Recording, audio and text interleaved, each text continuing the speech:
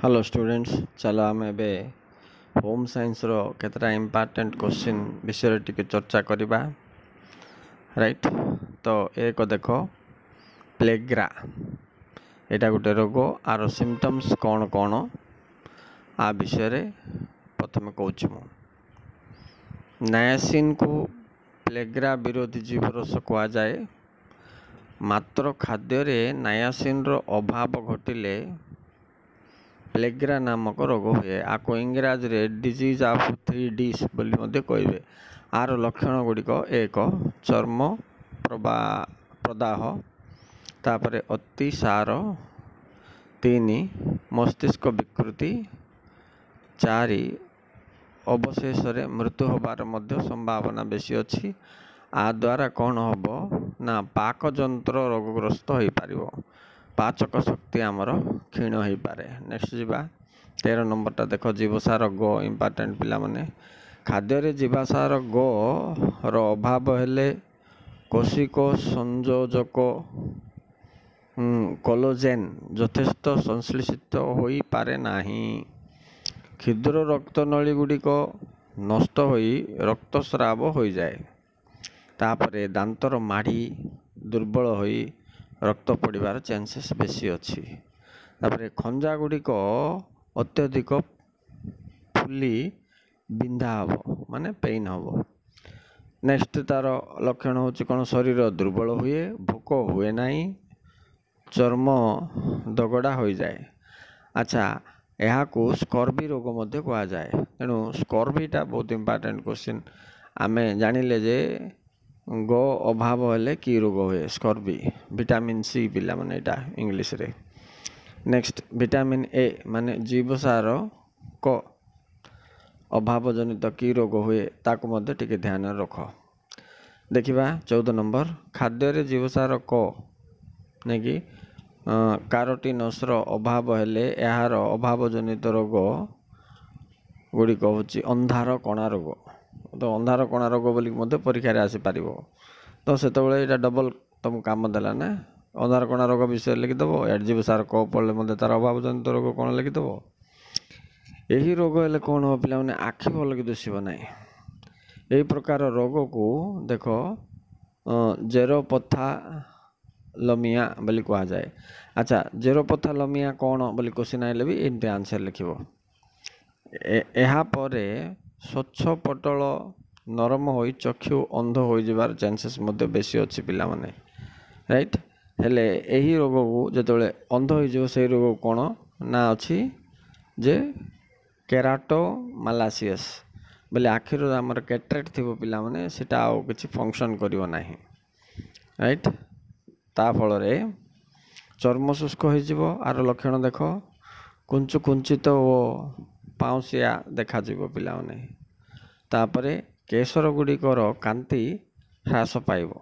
Okay अच्छा शरीर विभिन्न प्रकार संक्रामक रोग रे आक्रांत होता है आ द्वारा पुणी। नेक्स्ट जीवा पिला माने ये शरीर तत्व विषय टिके देख।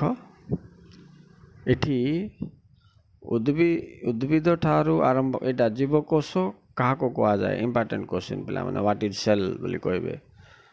अनेक उद्भिद ठारू आरंभ करी जीव जगत कीटपतंग पशु पक्षी मनुष्य इत्यादि जीवर गठन कार्य संपादन केवल ए सेल्स बा जीवकोश माध्यम होता है पिला माने। किंतु शरीर केतेक अंशर एक क्षुद्र अंश रु गठित एटा जाकि जीवकोश बोली आमे कहूचे। जीवर जे कौन सी कार्यकलाप यही जीवकोश द्वारा ही संभव होता है बोले पिला माने कौन जान तुम्हें आमर जिते सब फिलिंग्स होची ना। देख किए कित कित कले आम हसवा नहीं कि तापर किए आम गाली कले रिएक्ट हवा ये सब जाक आम बॉडी रो जो सेल्स थी सेल्स सेमानंक जोगु ही आम सीटा फील कर पारछे। टच भी फील करवा सेल्स जोगु गोटे एरिया देख दांत काढ़ार अच्छे बोले से गोटे इंजेक्शन देदे बोले से एरिया आमको छुईले जना पड़न तो पिन को भी जना पड़ोनी कहीं सीट्रो सेल्स के समय पर्यंत मूर्छित जीवे। ओके नेक्स्ट कोष झिल्ली क्या कह जाए। प्रत्येक जीवर कोष भितर थिबा रसर चारिपटे एक पतला और झिल्ली रही थाए, यह कोष झिल्ली कह जाए। नेक्स्ट देखा कोष ଜୀବକ ବା ସାଇଟୋପ୍ଲାଜମା ଏଇଟା ଇମ୍ପୋର୍ଟାଣ୍ଟ ପିଲାମାନେ ଆଜି ମୁଁ ଦେଇଥିଲି ତୁମର ଆଜିର ଖେଳରେ ଏଇ କ୍ୱେଶ୍ଚିନ୍ଟା ଭଲ ଲାଗୁଛି ସାଇଟୋପ୍ଲାଜମା। ଆଚ୍ଛା, ଏହା ପ୍ରତ୍ୟେକ କୋଷ ଜୀବକୋଷରେ ଝିଲ୍ଲି ମଧ୍ୟରେ ଥିବ ପିଲାମାନେ। ଏହା ଅପେକ୍ଷାକୃତ ସ୍ୱଚ୍ଛ ଥିବ, ତରଳ ଥିବ, ଅର୍ଦ୍ଧ ତରଳ ବି କେତେ ଥାଇପାରେ। ଏହି ତରଳ ପଦାର୍ଥ ମଧ୍ୟରେ କୋଷ ଅଙ୍ଗିକା ଗୁଡ଼ିକ ଫୁର୍ତ୍ତି ରହିଥାଏ, ମାନେ ପୁରୀ ହେଇକି ରହିଥାଏ ଏବଂ ସର୍ବଦା ଗତିଶୀଳ ଅବସ୍ଥାରେ ଥାଏ। ହେଲେ ସ୍ୱଚ୍ଛ ଜୀବକ ଓ କୋଷ ଅଙ୍ଗିକାର ସମାହାରକୁ କୋଷ ଜୀବକ ବା ସାଇଟୋପ୍ଲାଜମା, ଇଂଲିଶରେ ସାଇଟୋପ୍ଲାଜମା ବୋଲି କହିବେ। ନେକ୍ସଟଟା ବି ବହୁତ ଇମ୍ପୋର୍ଟାଣ୍ଟ ପିଲାମାନେ 4 ନମ୍ବର ଦେଖ, ମାଇଟୋକଣ୍ଡ୍ରିଆ, ରାଇଟ୍। ଏଇଟା ବି ଜୀବକୋଷ ସହିତ ଲିଙ୍କଡ। କୋଷର ଏକ ଗୁରୁତ୍ୱପୂର୍ଣ୍ଣ କୋଷ ଅଙ୍ଗିକା ବୋଲିକି ଆକୁ କହିବେ ମାଇଟୋକଣ୍ଡ୍ରିଆକୁ ନେଇକି। ଏହାର ଆକାର କିନ୍ତୁ ଲମ୍ବାଳିଆ ହେଇଥିବ ପିଲାମାନେ। ଏହା 2ଟି ଝିଲ୍ଲିରେ ତିଆରି ହେଇଥିବ। ଏଥିରେ ପ୍ରତ୍ୟେକ ପାଚକ ରସ ଆଉ ତାହା ସାହାଯ୍ୟରେ ଖାଦ୍ୟକୁ ଦହନ ହୋଇ ଶକ୍ତି ନିର୍ଗତ କରିବ। ଆଚ୍ଛା, ମେଟାବଲିଜିମ୍ ପ୍ରୋସେସ୍ ବୋଲିବା ଆମେ। ମେଟାବଲିଜିମ୍ ପ୍ରୋସେସ୍ ବୋଲେ ଖାଦ୍ୟ ଆମର ହଜମ ହୋଇ ଶକ୍ତିରେ ରୂପାନ୍ତରିତ ହେବା ପ୍ରଣାଳୀକୁ ମେଟାବଲିଜିମ୍ କହିବେ। ସେଇଥିପାଇଁ ଏଇଟା ବେଶୀ ଆବଶ୍ୟକ ପିଲାମାନେ। କ'ଣଟା ଯେ ମାଇଟୋକଣ୍ଡ୍ରିଆ ନେଇକି। ତେଣୁ ଏହାକୁ କୋଷର ଶକ୍ତି କେନ୍ଦ୍ର ବୋଲି କୁହାଯାଏ। ସେଇଟା ମନେ ରଖ, ବିଟ୍ କ୍ୱେଶ୍ଚିନ୍ ଇମ୍ପୋର୍ଟାଣ୍ଟ। କୋଷର ଶକ୍ତି କେନ୍ଦ୍ର ଡ୍ୟାସ୍ ବୋଲି ତୁମେ ମାଇଟୋକଣ୍ଡ୍ରିଆ ଲେଖିବ ନେଇକି। ତାପରେ ନେକ୍ସଟ ଯିବା ପିଲାମାନେ 7 ନମ୍ବର ଦେଖିବା। ହିମୋଗ୍ଲୋବିନ୍ କାହାକୁ କୁହାଯାଏ?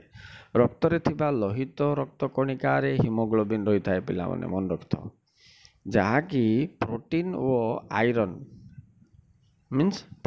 ଆଉ ଆଇରନ୍ର ଏକ ଯୌଗିକ ପଦାର୍ଥ ଏଇଟା।